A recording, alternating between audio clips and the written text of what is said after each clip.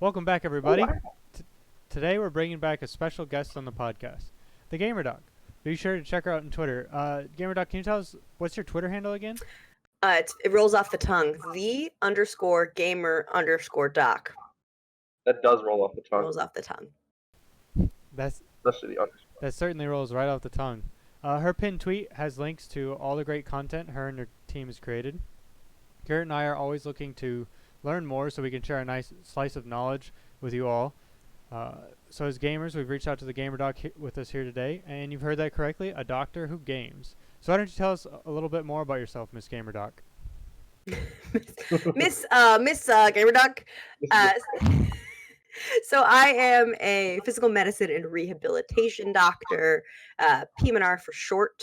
And what I do is I treat patients all day with musculoskeletal injuries. Basically, you sprain your ankle, you have wrist pain, you have back pain, you have neck pain. You come in to see me, and I fix you mostly via non-pharmacological management.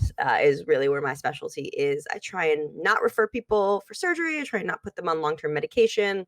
Try and figure out what's going on in the body's mechanics and how you can heal yourself rather than just, what we do is when we have back pain and we take pain medication, we're just numbing the pain. We're not addressing the actual issue.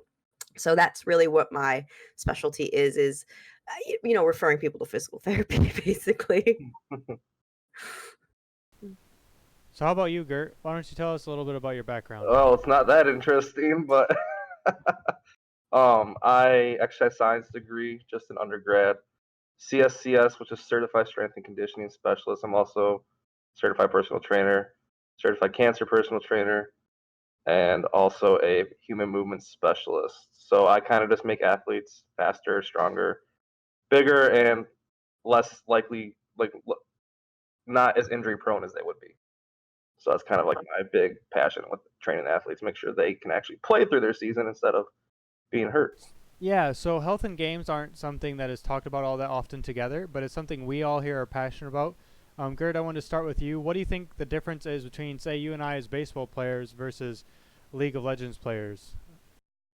Well, I think people probably think more of it baseball as a sport compared to an e-sport as a real sport, because people have like this, what do you call it, like a stereotype, like you're training, you're doing, things to help your endurance, your strength, like that's what people generally think you do in a sport. And I think it's such a crude thing nowadays. Not crude, but like people have such like an archaic idea about like gaming actually, because now it's starting to become popular. It's one of the biggest money makers in the world right now, technically. Like, I mean, you see like the League of Legends finals brings in millions and millions and millions of dollars, and I think people aren't ready to see that overtake the NFL or the MLB and things like that. Yeah, that's so true, and there's definitely an aspect to it. When you think of say baseball, you think of like going to the gym and doing some push-ups and some Yeah. squats versus League of Legends. It's not so physical where you're typing. It's more mentally stimulating, but there's definitely still relevant health questions. So Gamer Doc, why don't you tell us a little bit about that? Yeah, this is one of the things that I very frequently harp on. It doesn't matter if people believe that esports is a sport or not, right? Like, no offense, but like their opinion doesn't matter because gamers can get injured. Oh We yeah. see it all the time. I see it almost every day. Gamers do get injured. And on top of that, look, we were talking about the training aspect. The esports athletes need to start approaching gaming the same way that traditional athletes approach gaming, because if the Lions game is on today's Sunday, and the Lions game is on in an hour and a half, Matt Stafford's not playing. I can't use that as an example, but say Kerryon Johnson, he's their running back, wants to perform well at the game. Does he show up at 12:30, suit up, run on the field for his first play? No. He shows up early, he warms up, he stretches, he gets his heart rate up, he gets his blood flowing to his muscles, and therefore he's going to perform better during the game, and he's going to have a less likely chance of getting injured. So something really simple, really basic that gamers can do is just warm up for gaming. And we have a video up on our YouTube. I think I put it up 2 weeks ago. YouTube's just GamerDoc, but we have a video up on YouTube about specific warm ups for gamers to bring that blood flow into their muscles and to help stimulate, and improve their performance when they're ready to perform. It's like so simple. So I've actually seen that video. Oh, very nice. Very that nice. Arm circles. There you go. Very nice. Yeah, so there's definitely different types of doctors out there. As you can see, Gurt and the Gamer Doc are, two different types of. Well, Gurt isn't a doctor. Gamer Doc is a doctor. Gurt's a trainer. Gamer Doc is a doctor. And so, who should gamers go to see, and how should they get help? Where should they get their information from? That's another good question. I'm talking at a medical conference a week from today, and that is one of the things that I'm talking about, right? One of the reasons why I formed GamerDoc was because I would be gaming with my buddies and playing Call of Duty or whatever, and I'd be, rushing the flag, trying to communicate with my teammates, and my buddies would be like, "Hey, I got this numbness in my finger," and I'd be like, "Dude, leave me alone. Like, I'm trying to play Call of Duty right now. Like, I can't hear the enemies because you're like talking to me about your issues, right?" So I tell them to go to their primary care doctor. But like, how many 20, 21-year-olds have primary care doctors, right? And then you tell them to Google it. Well, great. Now they think their hand pain's cancer because they looked it up on WebMD and that's what it told them. Yeah. So that is a really good question. Who do you go to for your gaming related injuries? And right now there's not a lot of good answers to that because not a lot of healthcare providers are educated on esports medicine because it's still scoffed at. Last year at the national meeting of all of the sports medicine doctors, right? The people who you think would be the most trained to treat gamers, someone gave a presentation on esports medicine and the whole audience started laughing because they thought it was a joke, right? It's not a joke. It's not a joke. It's a $1.1 billion industry that has specialized athletes who need specialized professionals. So right now, if you're a gamer and you're having numbness, you're having tingling, you're having back pain, you're having neck pain, you do need to go to the doctor.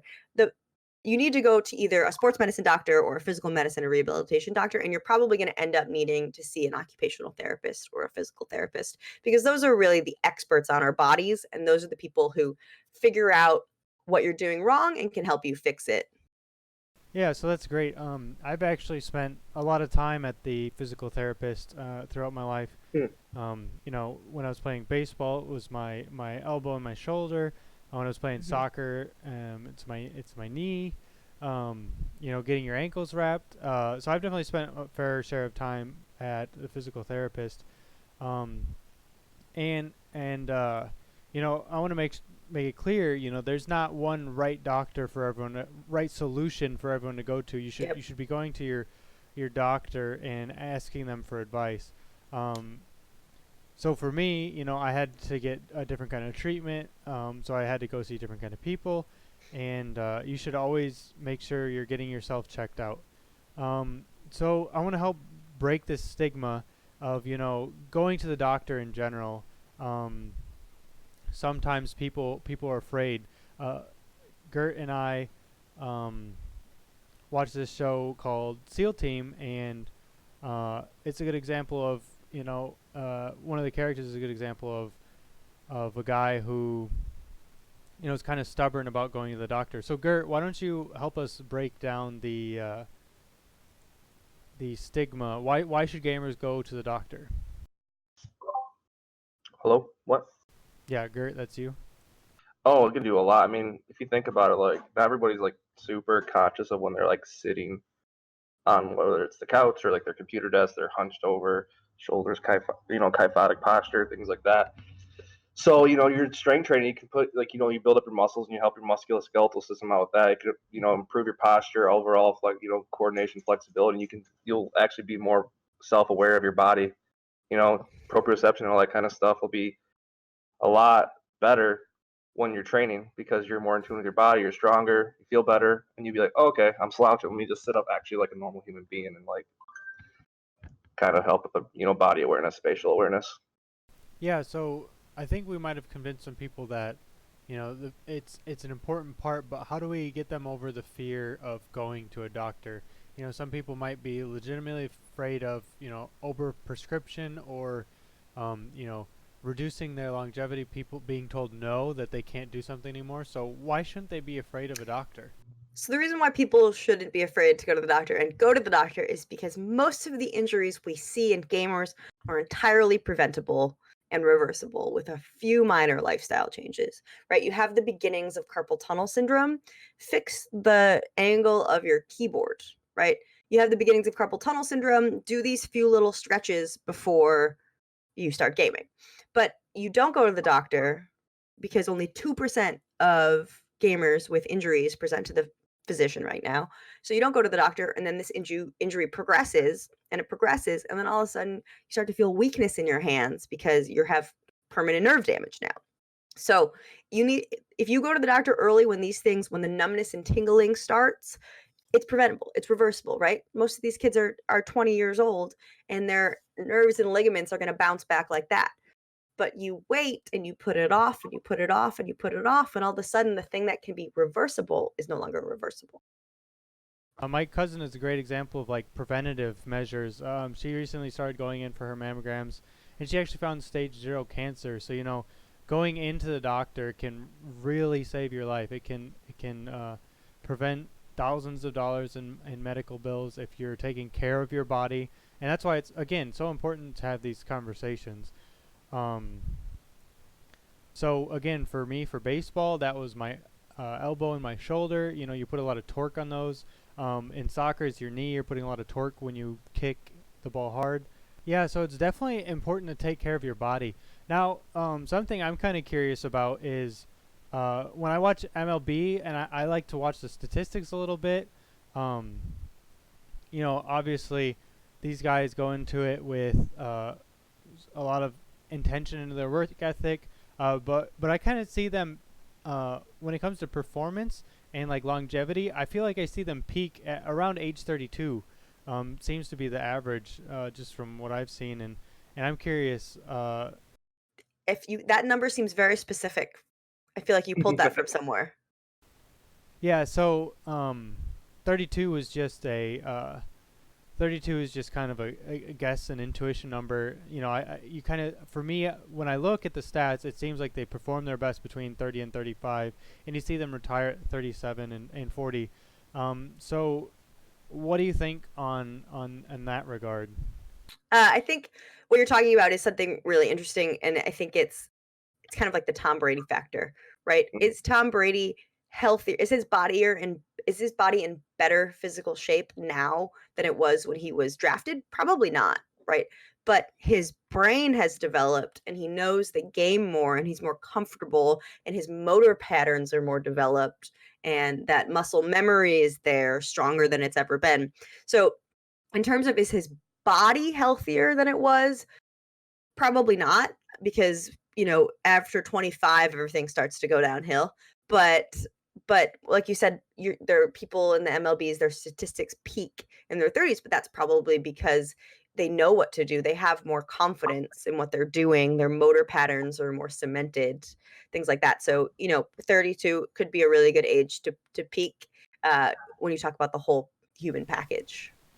Yeah, so what do you think that looks like for gamers? We see gamers, that age for gamers seems to be even younger. You see gamers from 18 to 24. And so I'm curious what you think about what is the peak age for gamers? Right now, the average lifespan, the average career span of a professional esports athlete is 3 years. And I think that's why we're seeing a lot of these young kids, because after 3 years, everyone is burning out. There hasn't been a lot of good studies on why they're burning out, but I have some pretty good educated guesses. One is the mental side. The culture right now in professional esports is not healthy. It's 24-hour grind sessions. It's chugging energy drinks and eating processed foods and then going back into it. It's all about being at your desk training all day. There's zero cross training right now. Like you have in every other sport, you have cross training. There's zero cross training. And then the health aspect side, people aren't doing things to prevent injury. People aren't warming up. They're not cooling down. They're not training these muscles, the muscles in our hand, right? So gamers can do up to 600 actions per minute with the tiny muscles of their hands. Those aren't meant to do those things, right? Like my tiny little abductor digiti mini me that literally goes like this is not meant to work 600 times a minute, but we're making it work 600 times a minute. So this is setting our bodies up for strain injuries, chronic strain injuries that normally you see in 40, 50, 60-year-olds, but you're seeing them in 22, 23-year-old kids. So we don't know what the best lifespan, what the peak for gamers are, because no one's making it there. I would also say there was some sort of Tom Brady effect in gaming too, because Fortnite, let's take Fortnite for an example, because I love Fortnite. There is how fast can you edit? How fast can you shoot? How good is your aim? How quick is your reaction time? But there's a huge strategy component too, like in all these other games. How well you communicate with your teammates? Can you keep your head under pressure? So I think that the reign of the 16, 17, 8-year-old will eventually come to an end once these people start realizing that they can prolong their life, they can prolong their career in esports. Then I think the 22, 23, 24-year-old who has still maintained the reaction time, hasn't burned out because of injury, but now can use a little bit more mature strategy and communication to succeed in the esports realm.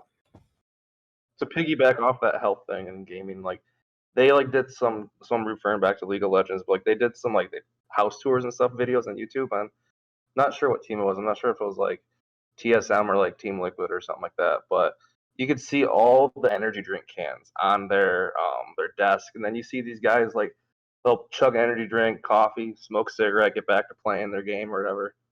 It's just like it's crazy what they do. Yep. Yeah, so that brings up another interesting point in that gamers definitely have a stigma on their habits and even their nutrition. So I'm curious, Gamer Dog. What are your thoughts on supplements or things like G Fuel? G Fuel is an interesting one. I think I'm going to make a video on G Fuel coming up, because there's a spectrum, right? The end of the spectrum is these hugely caffeinated beverages that have high amounts of sugar, high amounts of caffeine. If you're talking about things that stimulate us, the beginning of the spectrum would probably be tea or coffee, right? Just caffeine, no additives. I think G Fuel's somewhere in the middle, because like the caffeine content isn't huge. It does have some natural components, but it's still a lot. It's still got a lot of dyes in it, which have been linked to ADHD. It's been linked to other health problems. So I don't. The answer is I'm not quite sure. I think one of the problems with physicians, why people don't like physicians, is they tend to be confident on every single topic, whether or not they know anything about the topic. So I try not to do that. I try and educate myself, and if I am not entirely sure, then I don't form an opinion on it yet. So in the next couple of months, I'm going to do a deep dive into G Fuel and see exactly what's going on. Yeah, it's definitely an interesting one. There's lots of them, and G Fuel is the popular one for gamers. There's also like Herbalife and that, and I'm just always curious, kind of what the benefit is there. I know as a kid I would have loved to replace my meals with like a smoothie, but I don't know. It's just I don't know if it's the right thing to do. Gurt, I know you have some thoughts on nutrition and supplements. So why don't you tell us what you think? My argument with supplements is they're a supplement to a healthy diet. You supplement for a healthy diet. You don't take them because you don't eat healthy. Like, oh, I'm not getting enough protein, so let's, I'm not trying to. I'm just eating chips and bagels and pizza, so I need protein powder, eat more protein. No, actually eat, get good clean meat in your body, and don't like use that as like an end all to be all. But I like multivitamins and stuff like that. Like everybody doesn't. We don't get 100% of everything in our diet, but Yeah, and it's definitely a good point to kind of focus on your nutrition. Again, go to a nutritionist because we're not licensed nutritionists here, but we have a little bit of insight for you, and you definitely should be conscious of what you're eating. Again, with Herbalife, I'm not saying it's wrong, but for me, it's that supplement aspect. I'd rather make sure that I'm getting the right thing, right nutrition in me before I go and take a supplement. And again, that smoothie sounds really great, but I don't know. I just don't know if it's good for you. And I do know that fruits and vegetables are definitely good for you. So balance your meal out first, and don't just go with that Herbalife solution just because it's easy. Put some research into it, and that's what we're here for you. We're here to challenge you. We're here to help connect you with the resources. I'm not all that educated, but I think you can do better than a smoothie. I mean, it's better than McDonald's. Mm-hmm. I think so. You keep saying you're not educated, blah blah blah blah blah. But the thing is, you don't really need to be educated on these topics. It's common sense, right? So don't discount yourself because you don't have a formal nutrition degree or you didn't go to medical school, because it makes sense, right? Should I get this from natural sources that grew from the earth, or should I take a pill? And common sense says one thing, and common sense is usually correct. Now, now we're talking about the difference between created and extracted compounds, and the difference between naturally occurring compounds. So, for example, like vitamin D and calcium. Vitamin D and calcium go together, so you can't absorb one without the other. Mhm. But we take calcium pills, right? We take calcium pills, and some of them don't have vitamin D in them, and think that that is the same as getting it naturally from natural sources. But there's some preliminary data out there that shows what common sense would tell us if we just thought about it for a second. So you take a bunch of calcium, right? You're going to get calcium in your body, but calcium causes calcifications, basically just hardening. When you get older, your arteries get hard. That's why your blood pressure goes up, one of the reasons, because of calcifications. Kidney stones caused by calcifications. Heart attacks caused by calcifications. So there's preliminary data out there that shows that taking exogenous from the outside calcium can lead to increased calcifications other places in your body, right? And like if I asked you, hey, is taking too much calcium bad? If you sat there and you thought about it, you could be like, well, what does calcium cause? Maybe that bad stuff would happen. So you don't need a medical degree and you don't need formal training to think about a lot of this. And I think people discount themselves a lot and put a lot of faith into their doctors. And sometimes, doctors are like all the other humans out there. Sometimes they're wrong. Sometimes we're wrong. So doing your own research and having your own independent mind is so important. You are your own biggest healthcare advocate, right? Yeah. Yeah, because I could not be a doctor. No one's checked. Yeah, sure. We're going to need to see some paperwork now. Right? I got my medical degree from Columbia, the country. Yeah. Studying the effects of cocaine, huh? Oh. Yeah, so it comes down to, for me, again, it comes down to doing your own research and finding people you trust, and not to continue picking on Herbalife here, but that's what they do. They're multi-level marketing, and they get to the people you trust, and that's where they get their ins is, obviously, you trust like your parents, you trust your family members, you trust your close friends, and your doctor's just a little bit more distant, and so it's a little bit easier not to necessarily trust your doctor, I guess, but I would really suggest consulting with your doctor and everything. So I'm gonna have to look this place up after this. 'Cause I don't really never Herbalife. heard of Herbalife. Really? Oh, I hear it. Oh my gosh, multiple times. Yeah, Herbalife and Advocare and I don't know, they're just really popular around here. But you know what? I mean, to be honest, Herbalife just really grinds my gears. I just You know what really grinds my gears? Herbalife. I hate that they're taking advantage of that trust and you know I want people to live their best life and have access to enjoying games and enjoying a enriched life, so that they're able to do what they please. They don't have to worry about back pains or cramping up while they're playing a video game or soccer or anything. I just want them to. I wanna help people get connected with the resources to do that. So along with nutrition, we definitely want to connect people with information about, what are some of the common injuries for gamers. So we've mentioned back and wrist, and definitely eyes are an obvious area. So what other kind of common injuries can you tell us about, Gamer Doc? Yeah, blood clots. A couple people have had blood clots on in tournaments on camera. So basically, your blood is supposed to be moving like an expressway, right? Like I-75. You guys have I-75, right? And yeah, I-75, I think so. I don't know. 94, Yeah, 94. 94, right? 94 supposed to That's be the one. moving 70 miles an hour because that's the speed limit in Michigan. I love it. And going quickly.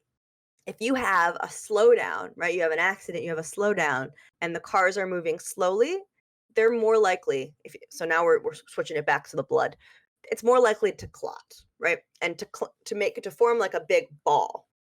Now, in your lower legs, when the blood is supposed to be moving really, really rapidly, it's being pumped away from your heart via your heart, but the way it comes back is by muscle contraction. So the valves in your leg are the veins in your leg get pumped back up to your heart via muscle contraction. So if we're sitting all the time and we're not contracting our muscles, this is the same reason they tell you to get up and move around on a plane. If we're sitting, then we're going to have slow down on the freeway and we're going to have blood clots. Now, blood clots in your lower leg might not be a big deal. One of the presenting symptoms is just a painful, tender nodule in your leg. But that in itself in your leg isn't the biggest of deals. It just hurts. But the thing is that comes back up to your chest and it goes to your lungs. It can go to your brain and it can go to your heart. And it can cause a pulmonary embolism, which is a heart attack for your lungs. It can cause a heart attack or it can cause a stroke. So those are not great things, right? So the things that gamers have been getting are blood clots in their legs that shoot to their lungs and cause pulmonary embolism, which causes really bad shortness of breath and chest pain and a high heart rate. So those are things that they're emergencies, right? You can lose part of your lungs. That in itself can cause a heart attack. It's a serious problem in gaming. So in order to prevent that, we got to get up and we got to move, right? So we got to take breaks. Taking breaks is one of the most important things you can do while gaming. And I get it, like if you're streaming, you don't want to lose the audience, but the audience needs a break too, you know? So if you're gaming, if you're streaming for long times, so your eyes need a break every 20 minutes. So every 20 minutes, you can just literally get up, stand up, do a squat, do a stretch, look your eyes away from the screen for 20 seconds, and then sit back down. And that in and of itself is going to do more for you than any per hour performance coach or supplement or nootropic thing, just getting up every 20 minutes. And I'm not saying you have to get up and walk away, right? Because if you don't want to lose your audience, if you don't want to do that, I keep turning off my monitor. But if you just get up every 20 minutes, look at a spot 20 feet away for 20 seconds and do some calf raises, do some squats, then you're going to prevent those injuries. So yeah, I've actually heard of the 20-20-20 rule, and You know, I've also got Blu-ray lenses here on my glasses, and yeah, they help reduce the impact of the Blu-ray They block it, on yeah. the blue light on your eyes. So it won't necessarily prevent all the damage, but you won't get as bad of a migraine, you know, if you're on the stream for like 8 hours. But again, to that point, you've got things to do to integrate with your break. I use this application called, or this extension called Stream Captains, and you can have a raid. You put arena units on the arena, and kind of similar to chess/strategy game in a way, and every 5 minutes you get a new unit, and that counter is a great way to, you know, signify your break. So it's extended from that 20 minutes, but every 30 minutes you have a battle, and that's a good opportunity to, you know, get started on the battle and let the battle run itself, and you all get up and stretch and take a break, and it allows you to take a break. You know, maybe it's not Stream Captains, but creating some sort of content. It gives you a creative opportunity to create content to give your viewers to take a break as well as you. You know, give them something interactive to do. Maybe throw a hydration bot in the channel. It's a good solution as well. Something that reminds you to take a drink of water. So another thing I found really interesting is that some of the top organizations have integrated, you know, some cross training, as you mentioned before, into their systems, and it's definitely been really successful. So I read about some CS:GO teams a few years ago that integrated, you know, an hour fitness break, as well as some, you know, mental training into their game, and it definitely improves their performance. You know what I found super interesting about gamers with like their cardiovascular system? Sports Science hooked up, like, I'm not sure how good their monitor was, but they hooked up their bunch of cords and stuff and a heart rate monitor to this guy that plays League of Legends. His name's like Pole Belter, I think.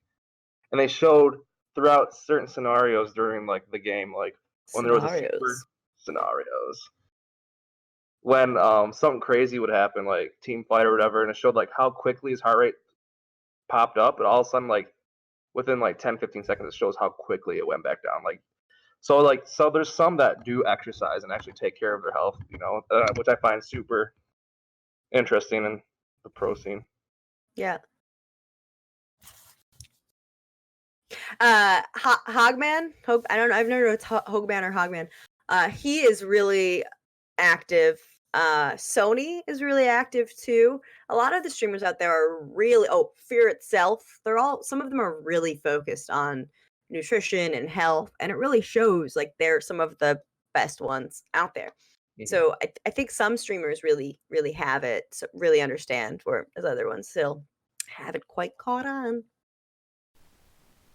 Yeah, so it's definitely really interesting to think about, you know, how the body gets activated in a video game, and again, we know it through having sore back, or you know, our wrists. If you ever have a sore wrist, you know that your body's in motion. So Gamer Doc, why don't you tell us about the benefits of exercise, you know, the specific benefits of exercise to gaming?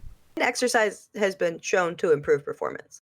So if you're exercising, so if you have a big match and you go for a 5-minute run before the match, your blood flow to your brain is going to be exponentially more than it was beforehand, and your performance, your reaction time is going to improve. Like, there are good studies that show that. So sometimes gamers have trouble doing things that are good for them just because they're good for them, and I can extend that to saying everyone has trouble doing things that are good for them just because they're good for them. We need another reason, right? Like, if you take a woman, if she's not taking care of herself, suddenly she gets pregnant, she's gonna start eating clean, she's gonna stop smoking, she's gonna stop drinking, because there's now another reason to take care of yourself. It's the same thing. So gamers, if that's not enough, if being healthier is not enough, it's gonna make you better, right? You're gonna get better. So there's another reason to take care of yourself. Yeah, so I'm definitely guilty of not always doing everything that benefits me in terms of like the fitness, but Again, you just have to have that reason, and you gotta kind of just do it. Another thing that I've seen people talk about a lot is the idea of something ergonomic. There's an ergonomic mouse, there's an ergonomic keyboard. So what exactly is ergonomics? Ergonomics basically just mean aligned for your body. So if you have an ergonomic chair, right? You said kyphosis earlier. Kyphosis is in your spine that your thoracic spine is supposed to have. The opposite of that is lordosis. Basically, it's just, is it curved this way or is it curved this way? And so, like a hunchback, if someone has the hunchback of Notre Dame, if he's hunched forward, that's a kyphosis. So some chairs, gaming chairs, have a little bit of curve in those two spots to set the curve for your spine. The problem with that is those chairs were made for a certain person with a certain specs, a certain height, a certain weight. So if you're not the right specs for those chairs, then it could worsen the curves in your spine instead of help. So that's something you have to work out or care about. But with a keyboard, a lot of our gamers love that click clack of the mechanical keyboard, but the mechanical keyboard's a lot thicker than a normal keyboard. So the angle of your wrist, instead of being in neutral like it's supposed to be, it can be extended, it can be flexed, right? Depending on how your how your wrist is, angled, right? So this is an ergonomic wrist, and an ergonomic keyboard will have a neutral wrist, theoretically. But no one's regulating this, right? No one's really regulating that. No. Does Secret Labs chairs have a medical doctor consulting them on what the most ergonomic thing is? I don't know, but there's not a regulatory body that's saying, "Oh, your chair is ergonomic." Anyone can call themselves ergonomic. Yeah, and that's the true. thing that really bothers me, and why I really want to have this conversation, because like even when we go back to those supplement companies, some of them have a doctor on staff, and of course they're looking out for the business, right? Right, yeah. And yeah, that's why it's important to do your own research. So I just again, I want to call people to attention. Don't get supplements just because someone says it's good for you. Dig a little research, ask a doctor, find out what is in it, do a little bit of research, ask yourself some questions. Are you making sure that you've got some good habits? And yeah, just take those steps to get better. So looking at the notes, that seems to be all we have for today.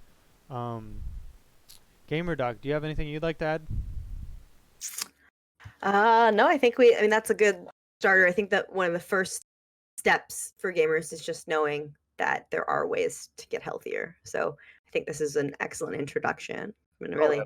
Thanks for having me, you guys. That was fun. Yeah, these are definitely some excellent first steps, as you said. We just want to get people thinking. And you should definitely consult your own doctor. Find someone you trust. Do some research. Ask questions. And take that first step. What about you, Gurt? Do you have anything else to add? No, we covered a lot, and I just think it's a good step. People especially gamers, they really need to hear this kind of stuff. Definitely. Yeah, gamers definitely need to hear this, because, gamers, we want to play games as much as we can and enjoy them for as long as we can. So we need to make sure we're taking care of ourselves to put us in the situation to be able to do that. And don't be afraid of your doctor. They're people too. They're people too. They're We're normal. people too. Kind of normal. Kind of normal. I remember going to a party with some ND grad students. Being so close to Notre Dame, and one of my friends is a grad student. I went to his party, and I was talking with one of the bio grad students, and he put it so eloquently. I was like, man, how does it feel to be so smart? And he's like, I'm just really smart in one field, and I'm just like you otherwise, and yeah, it was great. Yeah, all I can do is heal you with my hands. That's it. No big deal, bro. Yeah, you've got magical powers, just like in Oblivion. Well, thanks for being here, Gamer Doc. And one more time, could you give us that Twitter handle that rolls just right off the tongue? The _gamer_doc. Those underscores. Hmm. Yeah, those underscores are characters, not full Yeah, words, just everyone. Oh, God. Seriously, thanks for everyone for tuning in. We appreciate you being here and listening.